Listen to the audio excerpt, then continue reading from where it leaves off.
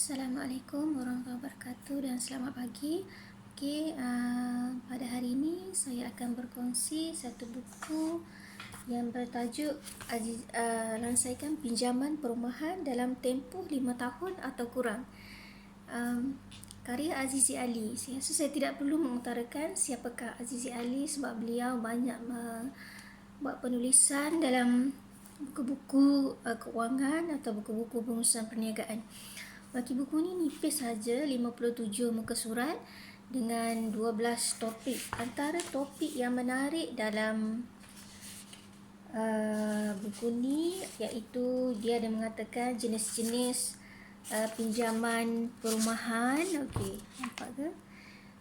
Topik meliputi jenis pinjaman perumahan, bagaimana pembayaran pinjaman perumahan dikira dan bagaimana melansaikan pinjaman perumahan. Maknanya apa yang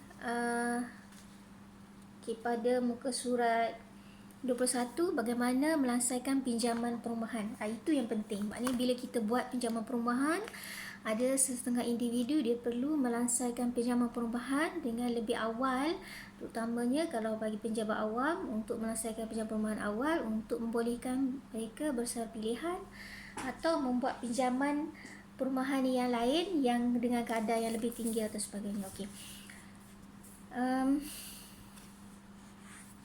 Okey, buku ni ada di koleksi perpustakaan, tapi ini adalah buku koleksi peribadi saya. Okey, saya suka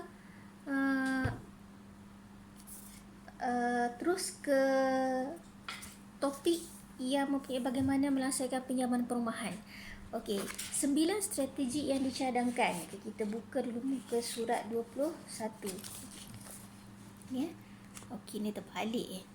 Bagaimana melansaikan pinjaman perumahan, ada 9 strategi, iaitu strategi pertama, bayar sedikit sahaja, bila dapat je pinjaman terus bayar tanpa menangguhkan lah. Lepas tu kedua, lebihkan bayaran setiap bulan. Contoh pinjaman perumahan kita katakan 750. So kita bayar tiap-tiap bulan adalah 800. Okey. Ketiga, kita bayar bukan sebulan-sebulan tau, tapi kita bayar, contoh kalau sebulan kita buat 2 kali bayaran, maknanya bayar setiap 2 minggu.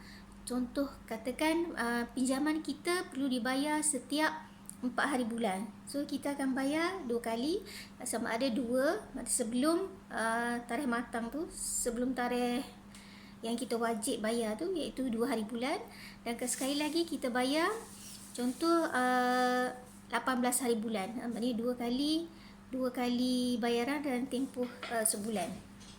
Okey, yang strategi ketiga yang dicadangkan dalam buku ini adalah bayar awal sebelum tarikh matang. Macam strategi ketiga tadi saya dah bagi tahu, iaitu kita bayar, katakan tarikh matang pinjaman perumahan kita mesti dibayar setiap 4 hari bulan. Tetapi kita bayar awal iaitu pada 2 hari bulan. Biasanya kalau kerajaan dia dapat 25 hari bulan kan. So kita bayar sebelum tu lagi. Kita bayar kalau 25 kita dapat, maknanya sebelum 4 hari bulan, mungkin 30 atau 1 hari bulan kita dah buat pembayaran. Okey, strategi kelima, untuk bayar pinjaman lebih bila anda ada lebihan wang. Okey, biasanya macam sekarang pada bulan Disember kan, ada setengah akan dapat bonus hujung tahun, ada setengah bos bagi wang pendahuluan atau wang bonus atau wang imbuhan untuk persekolahan anak-anak 200-500. So lebihan wang tersebut bolehlah dibuat untuk pembayaran tambahan untuk pinjaman perumahan. Okey, strategi keenam, okey, kekalkan bayaran yang sama walaupun kadar faedah telah berkurang. Ini bagi pinjaman perumahan yang fleksi ya. Maknanya apabila kadar faedah berkurang, katakan dahulu 7%, kemudian turun kepada 5.2. So kita tetap bayar pada kadar 7%. Contoh kalau kata sebelum ni kita bayar 750, kemudian pada bulan seterusnya atau beberapa bulan kemudian atau beberapa tahun kemudian kadar pengurangan interest telah berlaku dan kita cuma perlu bayar 700, tapi kita tetap bayar 750. Okey, yang ketujuh, tingkatkan jumlah bayaran walaupun gaji anda naik, tapi kita tak bayarkan 750. Bila gaji naik saja, ambil portion kenaikan gaji. Contoh kenaikan gaji 120 setiap tahun atau 200 setiap tahun. So ambil sedikit tambah kepada bayaran ansuran pinjaman. Jika sebelum ni kita bayar 750, bila gaji naik lagi 110, kita tambah lagi RM20 dan sebagainya lah. Okey, yang ketujuh, tadi yang ketujuh tingkatkan gaji bila naik. Yang ke-8, yang ini kita jadi jual lah. Jual semua barang-barang yang kita tidak perlu. So kalau kita rasa ada sofa kita dah tak pakai sofa, sebab mungkin kita nak pakai sofa, kita dah tak nak pakai sofa lah, maknanya kita nak meja saja, coffee table dan sebagainya. So kita boleh jual barang-barang yang kita tak perlu. Mungkin ada peralatan-peralatan lain, ada kelengkapan rumah yang lain kita dah tak perlu, kita jual, dan duit daripada yang hasil jualan tu kita boleh top up pada bayaran pinjaman ya, pinjaman perumahan.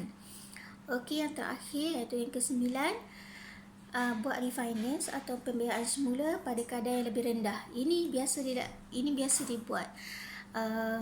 Sekiranya pinjaman pertama kita katakan dikenakan interest 5.2%, kemudian ada bank yang menawarkan lebih rendah iaitu pada 3.9 atau 4%, so kita buat refinance. Saya rasa itulah strategi di dalam buku nipis ni yang utarakan 9 strategi bagaimana melangsaikan pinjaman perumahan dalam tempoh kurang dari 5 tahun. Sekejap ya.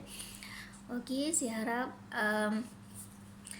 dengan perkongsian ringkas itu tadi membuat tuan-puan para pendengar sekalian untuk berminat untuk membaca secara terperinci atau membuat pinjaman buku di perpustakaan UMP atau dapatkan di kedai-kedai buku untuk membaca lebih lanjut. Sehingga berjumpa lagi dan terima kasih. Assalamualaikum warahmatullahi wabarakatuh.